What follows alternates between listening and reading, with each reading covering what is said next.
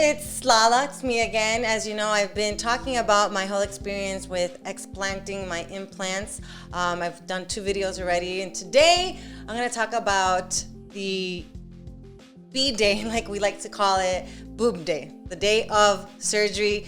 As you can see, I have my twin sister sitting next to me. She's here because she was an important piece of this whole process. And of course, my cousin Madeline, who also had the surgery, and we're just really excited because we've been getting a lot of messages about what the updates are and how it was, what's the procedure, did it hurt, all these questions, and finally we're going to be able to answer it all. So we're going to start with the week before the surgery. A lot of things were going on. We had to get permission from work.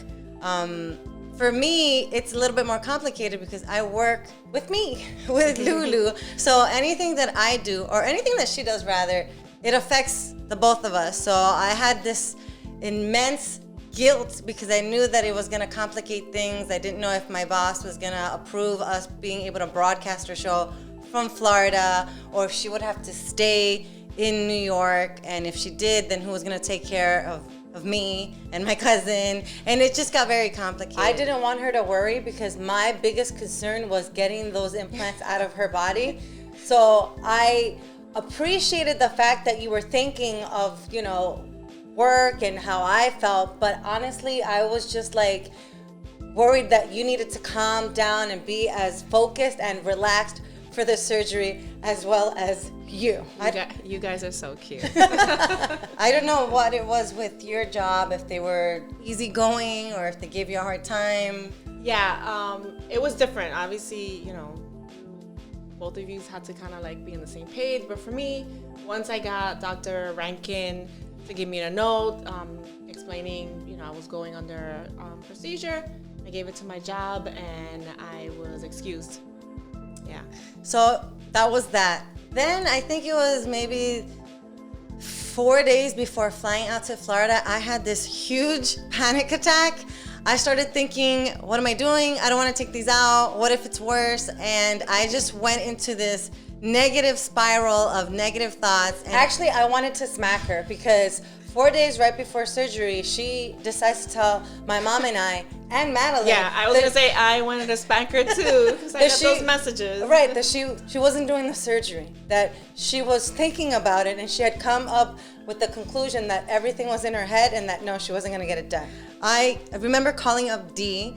Dee is a lifesaver. She has been there through the very beginning, feeding us information about breast implant illness and the procedure and all that. I called her up and I was honest with her. I'm like, I don't know if I want to do this. And she was going through the motion. She was talking to me, but I was still very stubborn. The word is stubborn now. Yes, it was. I was just so scared to the point where she kind of had to threaten me. She's like, listen, and she had a point. She's like, listen, there are so many women waiting to get this surgery and who are sick, who are actually, that are probably feeling worse than you are. And, any person will take your appointment quickly. So if I see that you aren't, decisive, I'm going to have to then make the decision and say, you're not doing the surgery.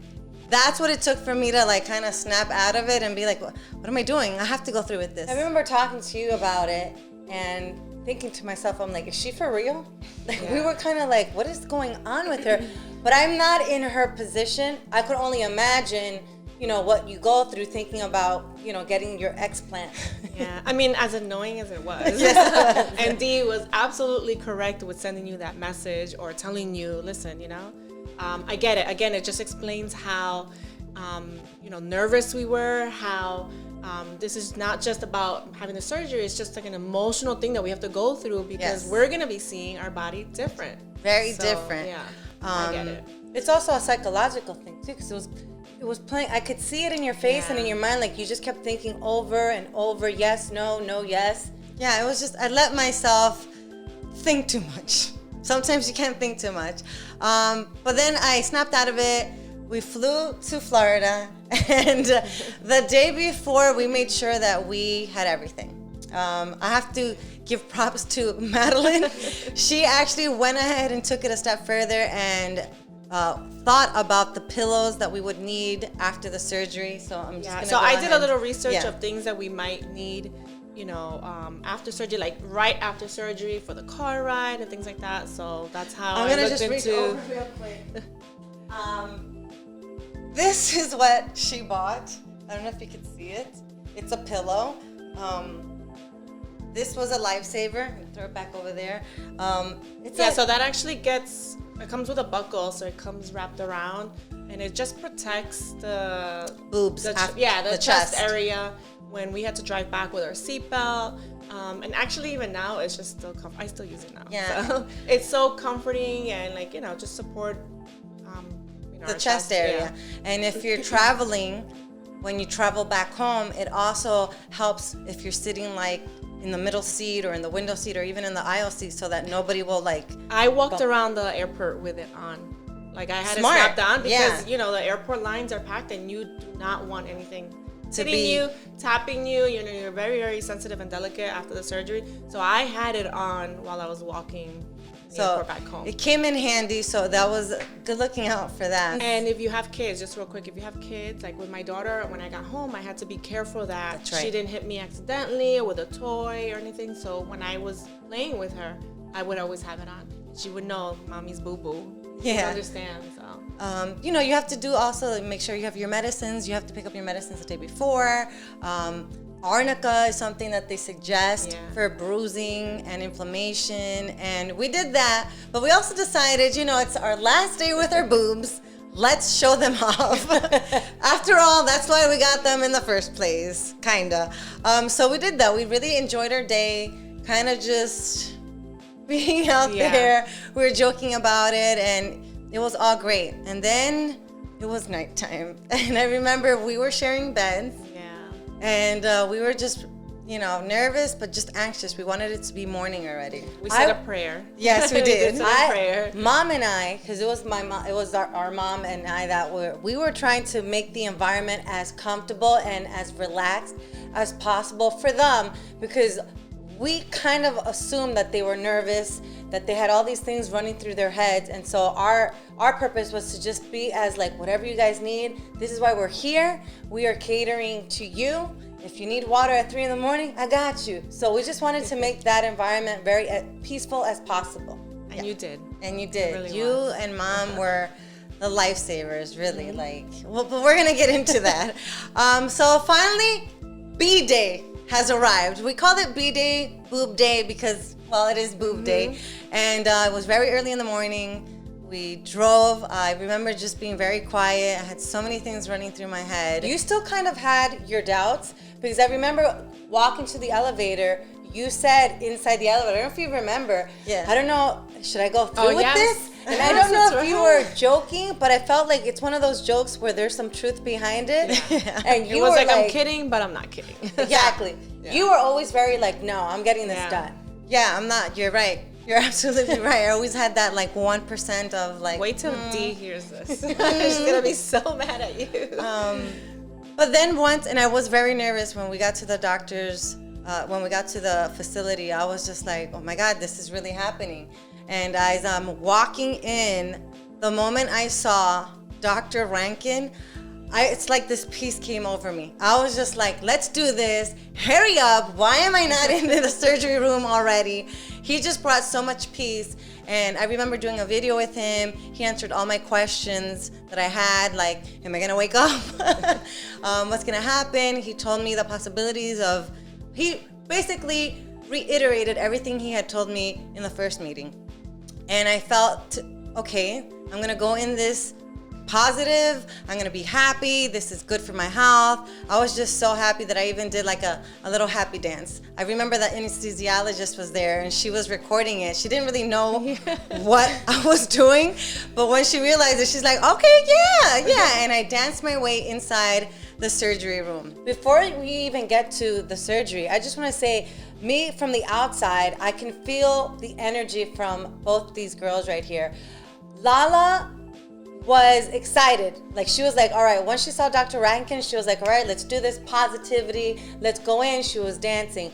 On the other hand, Madeline, she was the one that was like, I'm getting this done, but you can see, I can feel like the nervousness because you are a mom. What you had on top of your mind was, you know, Marvel, your daughter. Mm-hmm. And so you kept thinking about that, and I can feel like you're so nervous. You don't know what's gonna happen. The fear of like not waking up or something horrible happening. Yeah, that was like my big fear. Like I felt like I was too sick to not wake up from the surgery. So all that was playing in my mind, and you know, just not being able to see my daughter ever again. You know, so that was like. But also, you were very congested. Yes. You were very congested, right. and you were afraid that they were gonna tell you, we can't go through with the procedure.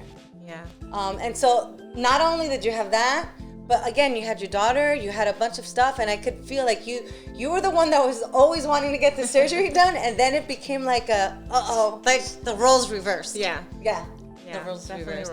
Now, I remember when I was laying down in the surgery bed, you walk in there, it's very cold in there. In my head, and I don't know why this thought was in my head, we had the surgery December 13th. The anniversary of my grandmother's death was the following day, December 14th. So I was thinking like, oh my goodness, two things could happen. Everything goes horrible, I never wake up, or I just had my grandmother's memory, like she just like was just there, and I'm like, she was always a calm woman. She never really stressed anything, very positive, and I just had her in my head. Remember, they had music going on inside the room, and I'm like, oh, okay, a little club up in here with my grandmother in my mind, and my mom and my family. Like I had so many things going through my head, but I was just like positive. That's how she was. I have to be like this, and that's how it was. And then after like 5 seconds, I was out like a light. Quick. And to me, it's like I blinked and then boom, surgery done. Now. Wait, we were. I went after her. So I was still in the waiting room with my cousin and my aunt, and Dee was communicating the surgery to Lala with us. The surgery was about 2 hours long, give or take. And so when she went under, you know, Dee did come out and she showed us the picture of the first implant being out. And I have to say, when she showed us the picture, I immediately had a frog in my throat and my eyes got watery because I'm like, I cannot believe that this was inside of my sister's body. My mom automatically started crying. Like she put her head down and just, she could not control it. And I saw the fear in your eyes. Yeah, I honestly, like just seeing what came out of your body, I was like, oh my God. Yeah. So the implant capsule was thick. It was so like leather. It looked like leather. Thick. And so we have an example here of the implant. This is one of them. But as you could see, it's all wrinkled. It's not smooth. That's because my body, what happened was that my body rejected the implant and it formed a capsule around it, and it was forming it and it was getting tighter and tighter. And that's why you see the wrinkles, because it was just squeezed up in there, and the capsule was so thick it looked like chicken. In fact, Dee came out and said that the doctor had never seen such a capsulated implant, that it was stuck on her breast tissue inside. Like he really had to go and scrape it all out, but it was very hard because it was very very capsulated. And to me, as her twin sister, and seeing my mom the way that she got, I felt like I can't, like I could not believe it. And I'm like, oh my God. Yes, I remember when they showed me the picture. I also found out that I had these sutures that were holding up. They're like implants. Yeah, they're basically like hooks. They're hooks, yeah. I didn't even know I had that in my body. Like, I didn't know they were there. They could have easily fallen out, maybe punctured a lung, my heart. I have no idea. God knows the terrible things that could have happened. But I couldn't believe that that capsule was so thick, and I only had them for 3 years. But I appreciate so much that Dee was keeping us informed the entire time. She was running in and out, you know, trying to calm my mom down, really, and reassuring us that Dr. Rankin knows what he's doing, he's the best at what he does, and that she was gonna be fine. Now, when I came out of surgery, I was high as a kite. I don't remember much, but I've seen the videos that my sister recorded, and I was just wanting to dance. I kept lifting my arms, which you're not supposed to. I was asking for chavo. Is it Chavo here? ¿Quién? Chavo. El Chavo. El Chavo, sí. El Chavo del 8. No contame con mi Tucia.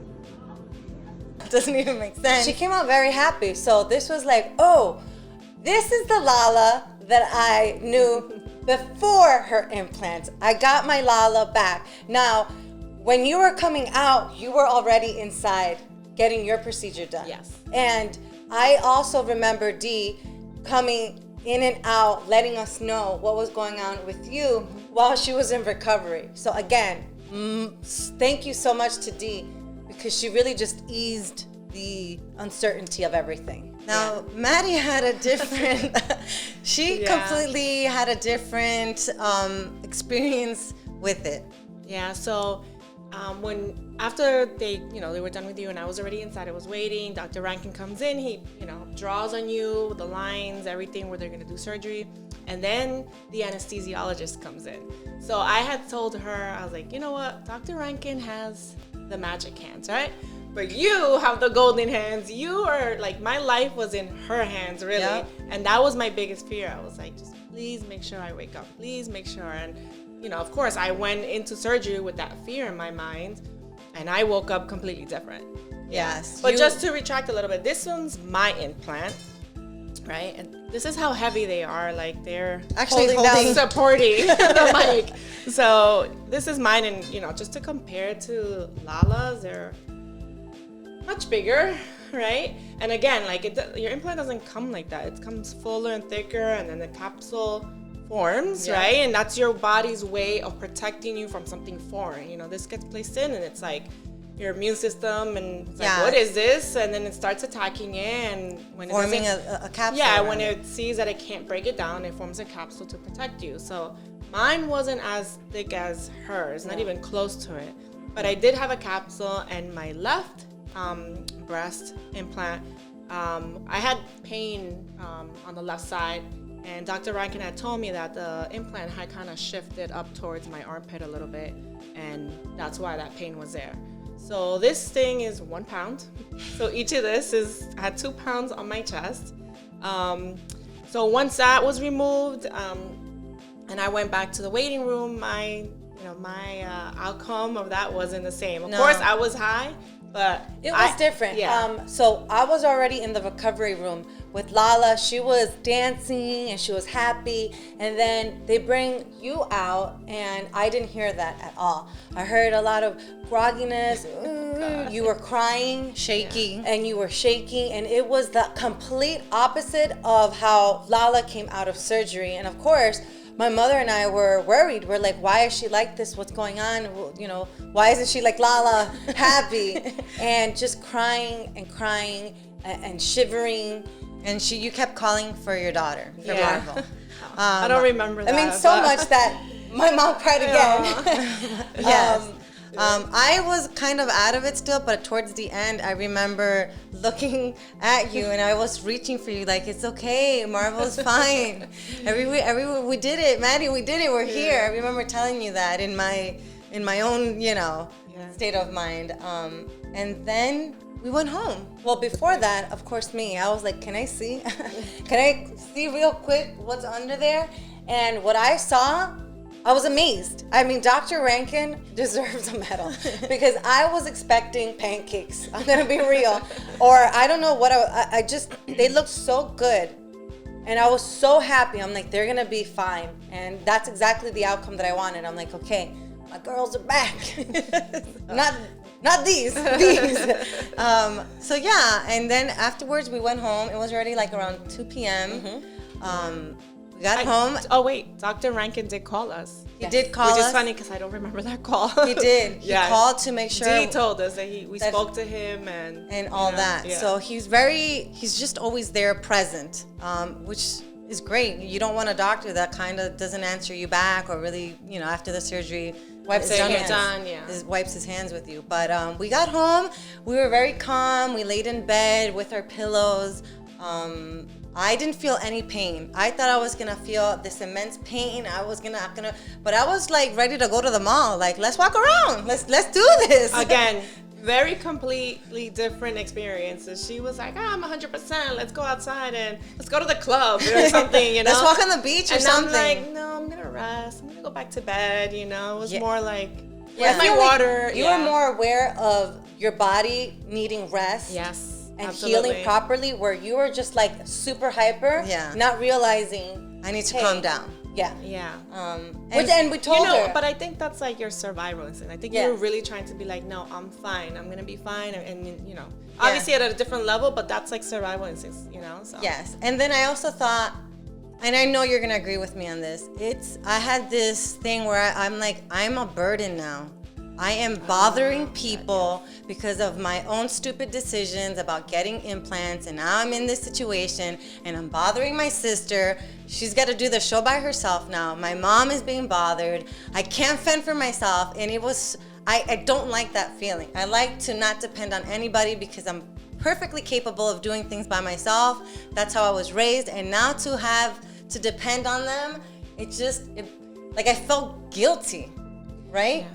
And so I know you felt the same way. Yeah. It's like, oh my Well, God. You're very vulnerable. Yes, that's the word. You're very like, you need help. Like obviously this isn't a small surgery, so we're very limited on what we could do. So yeah, we do need help, but at the same time, you do feel bad. And my fear too was when I finally come home and I have my daughter now to take care of. You know, like that's a lot of responsibility for one person. So I felt the same thing. I felt guilty. And let me tell you, after the surgery, you cannot move your arms. You're basically T-Rex. This is as much as you can do. You can't lift your arms.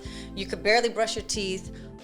You want to just keep it here. So you can't do anything. You can't lift anything. You Can't reach for nothing. Nothing. Just like If you have an itch in the back, you gotta ask her or somebody to help you. So it was just frustrating because even taking a shower, like we're all grown ass adults, okay? And for my sister to have to put on a swimsuit so she could be inside the shower. Some people might enjoy this part of the aftercare, but yeah, literally. Thank you. We forever grateful for We had to her, jump my mom. to showers, and Lulu literally had to shower us. Yeah. Yes, No, well, like literally, like No, I did. I literally like sponge showered. us down. Yeah. I did, but For a few and I days. appreciate the fact that you see it like that. And I can understand how you guys would feel like you're being a burden because you needed my mom and I to help. But I mean, this is what family is for, and I'm so happy that our family is so close knit. We love each other, and if I had to do it again, I would do it again because. Again, There's a video. that's what we're here for, and so of my mom washing her head in the sink, and it was just so complicated because you're there, and you have the way you position yourself. You can't really. So it was just. It's very funny, but yes, my mom and Lulu were there. When you get out of surgery, you have drains on, and those drains need to be drained out every so often. Mm-hmm. So their nurse Lulu. Came to play. She was always on top of it, writing everything down, keep monitoring it. Yeah, we had to carry those for a week. A whole week. You had to be with those on. The most uncomfortable part in the surgery, post-surgery, for me, it wasn't pain because I really didn't feel any pain. It was sleeping. We had to sleep sitting up, and it took a toll on my lower back to the point where we were up many days sometimes kind of just staring at ourselves like, how you doing? You okay? You okay? And then also you're kind of paranoid because you don't want to roll over on your side. Mm-hmm. So you're kind of just sitting there, and it's uncomfortable. It's not the way a person's supposed to sleep.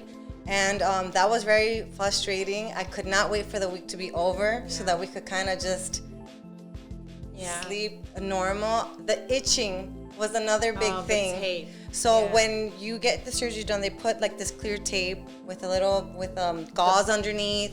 That tape kind of starts to kind of fall off a little bit, But especially even after like the shower. the glue part of it, I mean, for me, the glue part was just irritating my skin, and I just wanted to get it off. Yeah, and then you want to scratch, but you don't. Yeah. You can't because you don't want to hurt yourself. So it was just kind of like you have to be mentally strong to just hold it in. Yeah. And that was honestly the worst part for me, the itching and the sleeping. That's it. I had no and pain. just to reiterate, like again, We had no pain, so we didn't have to take, thank God, any of that pain Medicine that was offered to us, but we didn't need it. Not even Tylenol. we didn't even take Tylenol. Nothing. Yeah. Yeah. So, I mean, maybe we have strong, what is it? What do they call it? A tolerance of pain. Yeah. But we didn't feel anything. So thank goodness for that. But I have to say that I do want to thank Dr. Rankin and Dee, especially Lulu and my mom. There's a video of my sister doing our show from inside of a closet, a very small closet. Yeah. She looks completely frustrated and stressed out, and I remember like feeling so guilty. I'm like, man, because I thought I was gonna be perfectly fine. I'm like, I'm gonna do the show, I'm gonna help you, but then the day after, your body has. Well, you came home from surgery thinking that you can just go to the beach and start swimming. But the second day, you were the opposite. She was fine, and you were like, no, I need to slow down. I caught up to you. And I wasn't frustrated doing the show by myself. And like I said, if I had to do it again, I would. It was more of a connection problem, more on the technical aspect on their end, not on my end. But my biggest thing was I didn't want them to worry or stress. That we knew what we were getting ourselves into, and I mean like my mom and I and the both of us, the three of us. So my mind was already set. Like these next 2 weeks are for them, Yeah. and that's it. So again, it was never a bother, but at all. But it's easier to say, but when you're in it, you feel it. There were times where me and you, since we were sharing beds, we would talk like, oh my God, they have to wake up early. Maybe they want to go to sleep. No, but even like getting our pillows set up, we can't move. So she would have to come in the middle of the night. You know, we would call her, hey, can you get us water? You know, like things like that. She would come in and we're always there, you and your mom. You know, and then seeing you guys work, because obviously I'm in a different line of field, right? I wasn't able to work at all.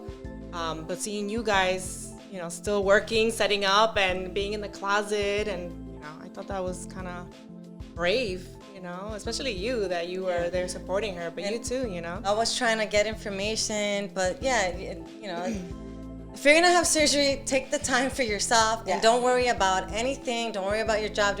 Health is so important, and when you're in it, focus on you.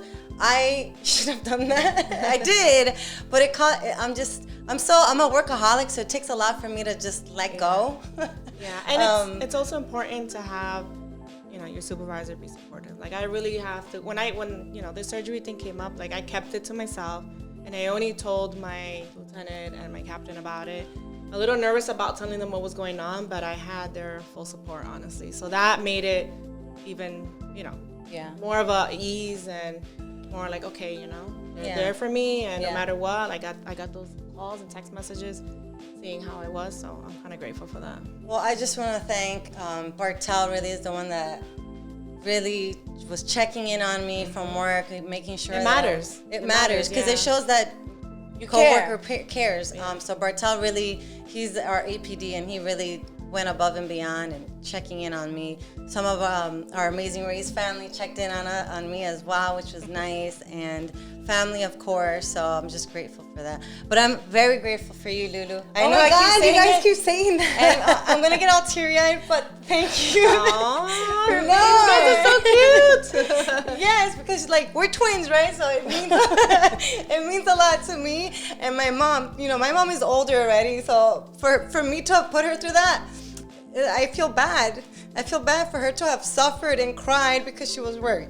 She was worried. So I just, in case I haven't said it enough. You have. And again, I have to say, I appreciate you saying thank you and all of it, but you really don't have to, because that's what family is for. And there's the main thing here is that you guys are healthy, you guys are happy, and you went through with it. And I hope that this video that we're doing can help women out there who are indecisive or who are sick, that are scared to go with the procedure. We can't recommend Dr. Rankin any more than we have.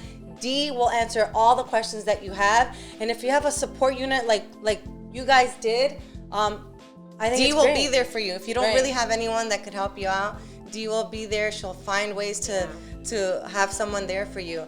And lastly, to end all this, well, before that, I wanted to ask you one Yes. question. Like, after surgery, what is one of the first things that you felt good about? Like, do you remember? Yes. Because I do. I do. remember. I had this sense of relief where I'm like, yes, I feel like my old self again. It's been 3 years and this was it. I felt like I was just so happy and grateful. I was excited about, oh my God, I can't wait to start shopping for swimsuits, little dresses. This is the best decision I've ever made. And I was just very excited. Like, yeah, I worried about how I was gonna look, but I'm like, who cares? Like, they're out. I feel great. I can't even describe it. I It's feel like your this attitude feeling. changed. The happy-go-lucky, bubbly Lala Back. pre-implants was back. Like, my Lala was back, and it's weird because we're twins, so I really know her. So that's the biggest change that I saw. How did you feel? I think for me was just taking a full breath of air. Like, that's one thing. Like, these things were heavy, and pressure. just the pressure. Like I said, like, think last time, I felt like I always had an elephant's foot on my chest, and it was worse when I lay down.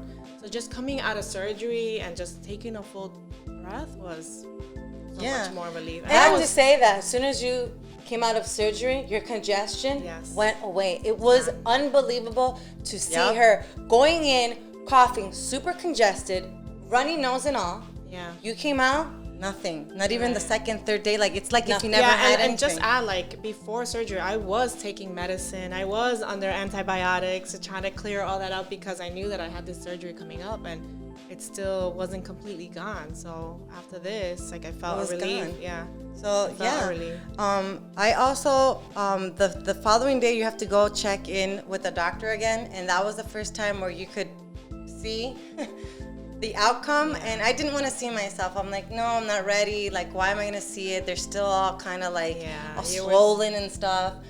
But when I got home, I got home, and I don't know if I was like changing, and I looked at the mirror and I saw myself. No lie, it looked, and this is important because I know women are worried about the after. It looked like my boobs got into a fight and the left one lost. Okay, it was. That's the impression that I got. But I could tell you right now, it's been over a month and like 2 weeks.